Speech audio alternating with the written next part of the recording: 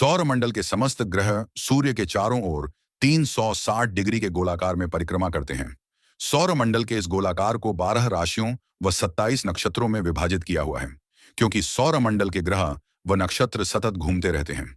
इस कारण पृथ्वी पर रहने वालों पर उनका प्रभाव समय अनुसार बदल बदल कर पड़ता है।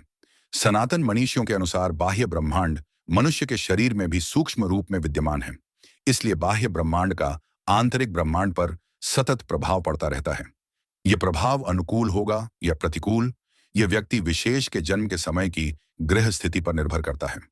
मनुष्य के अतिरिक्त प्रकृति के अन्य पदार्थों पर भी ग्रहों का प्रभाव पड़ता है। किस पदार्थ पर कितना प्रभाव पड़ेगा, यह उस पदार्थ की अपनी प्राकृतिक संरचना पर निर्भर करता है। सनातन ऋषि मुनियों ने अध्ययन करके यह निष्कर्ष निकाला कि प्रकृति में भूगर्भ से निकलने वाले कुछ विशेष रत्नों में ग्रहों के द्वारा प्रक्षेपित तरंगों को आकर्षित करने की क्षमता है। उनके अनुसार माणिक रत्न सूर्य की तरंगों को, नीलम शनि की, पुखराज बृहस्पति की, मोती चंद्रमा की, हीरा शुक्र की, मूंगा मंगल की, वैद्यवर्य राहु की, गौमेद केतु की तथा पन्ना बुध की तरंगों को आकर्षित करने की क्षमता रखते हैं। यह इसलिए होता है क्योंकि इन रत्नों की वेवलेंथ और ग्रहों की वेवलेंथ एक दूसरे से मिलती है। इस कारण ये एक दूसरे पर प्रभाव डालते हैं। जब ब्रह्मांड में घूमते ग्रह पृथ्वी पर अपना अनुकूल या प्रतिकूल प्रभाव डालते हैं, तो कई व्यक्तियों पर उनका वैसा ही प्रभाव पड़ता है। हमारे सनातन ऋषि मुनियों ने ग्रहों के प्रभाव को कम करने के लिए या बढ़ाने के लिए इन रत्नों को धारण करने का प्रावधान किया है। किस व्यक्ति विशेष को कौन सा रत्न धारण करना चाहिए, यह निश्चित करने के लिए ज्योतिषियों के पास प्रायः हम लोग जाते हैं। परंतु यहां ध्यान देने योग्य बात यह है कि किस व्यक्ति को कौन सा रत्न धारण करना है और वह भी कितना बड़ा, कब और कैसा धारण करना है, यह सब अपने में एक अलग ही विज्ञान है। यह विज्ञान हर ज्योतिषी दक्षता के साथ नहीं जानता, इसीलिए रत्न धारण करने वालों को इन रत्नों का अपेक्षित परिणाम नहीं मिलता। इस स्थिति के लिए दोष रत्न विज्ञान का नहीं, अपितु इनको धारण कराने वाले ज्योतिषियों का है, क्योंकि वे उस व्यक्ति की जन्म कुंडली ठीक से नहीं पढ़ते और रत्न धारण करने को कह देते हैं।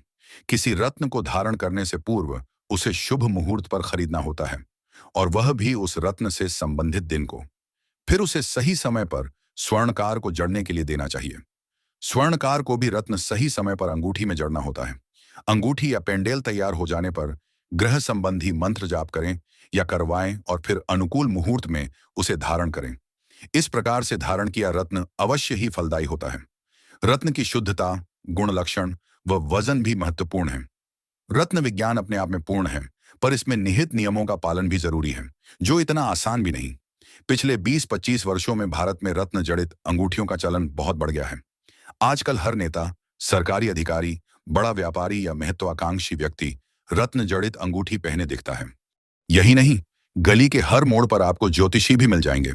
बस ऐसे ही ज्योतिषाचार्य के कारण रत्न विज्ञान को ढकोसला व अंधविश्वास कहा जाता है, वरना रत्न विज्ञान हर कसौटी पर खरा है। हाँ, इसके नियमों का पालन जरूरी है, परंतु आज का मानव हर चीज का तुरंत फल चाहता है, क्योंकि उसे फास्ट फूड और इंस्टेंट चीजों की आदत हो गई है। ऐसे में रत्नों की अंगूठियां मात्र आभूषण बनकर रह गई हैं। रुद्राक्ष प्रकृति की एक ऐसी विलक्षण वस्तु है जिसका वर्णन व माहात्म्य हमारे अनेक प्राचीन ग्रंथों में वर्णित है। रुद्राक्ष के वृक्षों पर लगने वाले फल के बीज को रुद्राक्ष कहते हैं। यह एक दिव्य शक्ति बीज है जो शिव तत्व से जुद्धा है। इसमें आध्यात्मिक विश्व रूपता के साथ साथ विद्युत चुंबकीय गुण भी हैं। रुद्राक्ष धारक के व्यक्तित्व में बदलाव, आकर्षण शक्ति में वृद्धि, आत्मविश्वास तथा भौतिक सुख साधनों में प्राप्ति के योग धनात्मक रूप से आने लगते हैं। जाबालोपनिषद, जिसे जाबाल ऋषि ने रचा था, में रुद्राक्ष के गुणधर्म के बारे में विस्तार से बताया गया है। इस विचित्र बीज पर गहरा शोध करने के बाद जगबाल ऋषि काशी नरेश के राजवैद्य बन गए। अपनी चिकित्सा में वे रुद्राक्ष का बहुत प्रयोग करते थे। उन दिनों अन्य वैद्य भी इसका प्रयोग रोग निवारण में करने लगे। जाबाल एक सन्यासी थे, इस कारण रुद्राक्ष को सन्यासियों से जोड़ दिया गया। आज भी आप अधिकतर सन्यासियों को रुद्राक्ष की माला धारण करते देखते हैं। रुद्राक्ष धारण करने वाले के जीवन में सुखद बदलाव किसी जादू मंत्र के कारण नहीं, अपितु इसके प्राकृतिक गुण धर्म, जिनका वैज्ञानिक आधार है, के कारण आता है। शोध करने के बाद आधुनिक वैज्ञानिकों का ऐसा मंतव्य है कि रुद्राक्ष माला का शरीर की त्वचा से घर्षण होने पर मनुष्य के शरीर में एक प्रकार का ह्यूमन मैग्नेटिज्म एवं ह्यूमन इलेक्ट्रिसिटी का निर्माण होता है। शोध के बाद यह भी सिद्ध हो गया है कि मनुष्य के शरीर में उत्पन्न होने वाली प्राकृतिक विद्युत और रुद्राक्ष में विद्यमान विद्युत दोनों में एक जैसी 2 मिलीवोल्ट्स की शक्ति होती है। एक जैसी शक्ति होने के कारण यह मानव शरीर के अनुरूप कार्य करती है और उसमें मानसिक व शारीरिक परिवर्तन लाती है।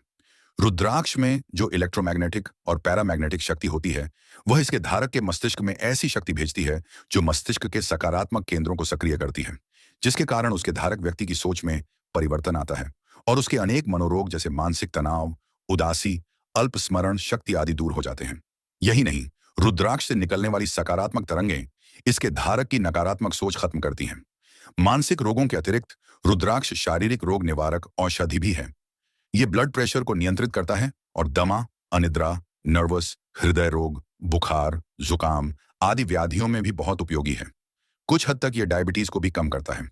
इसे धारण करने के अतिरिक्त इसका प्रयोग कई और प्रकार से भी होता है, जैसे दूध में उबालकर, घिसकर शहद के साथ लेना, जलाकर इसकी भस्म खाना आदि।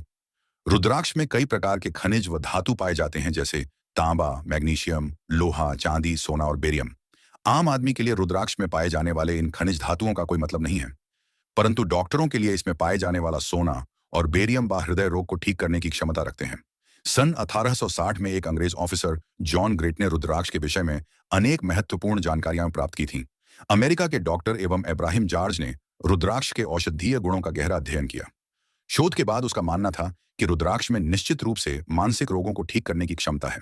विशेष रूप से तनाव को दूर करने व मानसिक प्रक्रिया को सुव्यवस्थित करने का गुण रुद्राक्ष में है। कुछ वैज्ञानिकों का तो मानना है कि रुद्राक्ष माला एक प्रकार का एंटीना है, जिसमें सब प्रकार की नकारात्मकता को नष्ट करने की शक्ति है।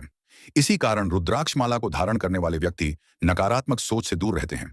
आपको यह जानकर आश्चर्य होगा कि रुद्राक्ष भारत में ही नहीं, अपितु Nepal, Sikkim, Bhutan, Malaysia, Indonesia, Brazil, Java और म्यांमार में भी पाए जाते हैं। इंडोनेशिया में रुद्राक्ष से इंजेक्शन बनाए जाते हैं, जिन्हें चीन को निर्यात किया जाता है।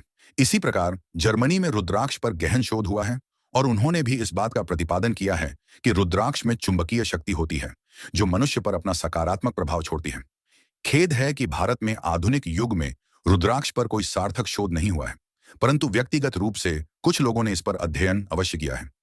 यहाँ एक आश्चर्यजनक बात यह है कि हजारों वर्ष पहले हमारे ऋषि मुनियों ने रुद्राक्ष पर जो शोध किया था, वह आज के वैज्ञानिकों द्वारा किए गए शोध से कहीं अधिक आगे है, क्योंकि आधुनिक वैज्ञानिकों को तो अभी रुद्राक्ष के कई और रहस्यों को जानना बाकी है।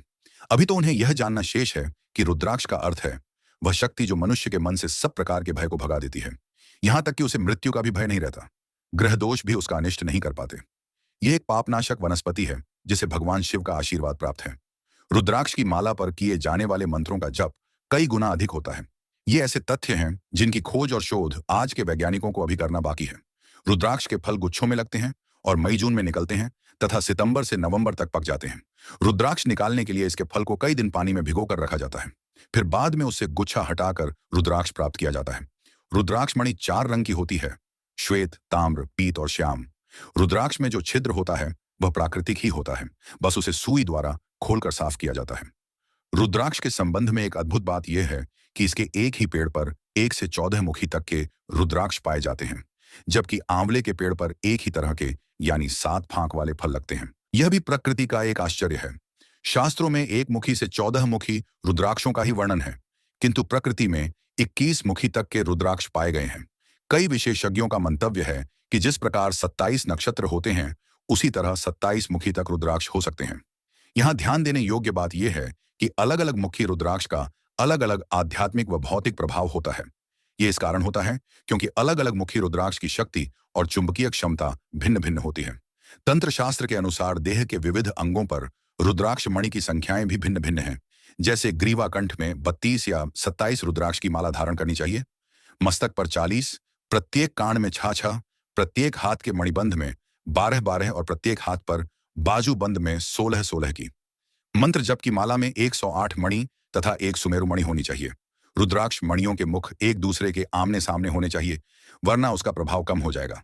सुमेरु मणि का मुख ऊपर की ओर रखना चाहिए। माला का धागा रेशम का मजबूत होना चाहिए अथवा सोने या चांदी के तार में माला गूंथनी चाहिए। इस प्रावधान का वैज्ञानिक आधार यह है कि ये सभी माध्यम गुड कंडक्टर ऑफ इलेक्ट्रिसिटी हैं, जो रुद्राक्ष की विद्युत शक्ति को बनाए रखने में सहायक होते हैं। वीडियो लाइक, शेयर, सब्सक्राइब जरूर करें। Thank you.